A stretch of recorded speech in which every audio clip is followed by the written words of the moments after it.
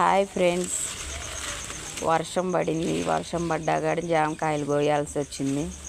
అక్కడొక్కాయ ఉంటే పండిపోతుందేమో, మళ్ళీ బాగా మోదో తుఫాన్ అంటున్నారు కదా, పండిపోయి రాలిపోతాయి అని చెప్పి వర్షంలో వచ్చి పొద్దున్నే ఇప్పుడు 7 అయింది టైం. 6 వచ్చి 7 కోసేసాము ఆ బాక్సు.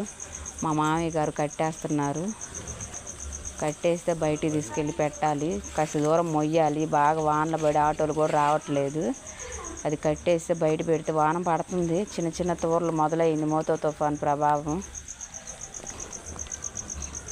నీళ్ళు వాన అసలు చూడండి ఎలా ఉన్నాయో నీళ్ళు. చీల నిండా నీళ్ళు. జామ తోటలో అన్నీ నీళ్ళైనా వానైనా జామ తోటలకు కొయ్యాలి కదా.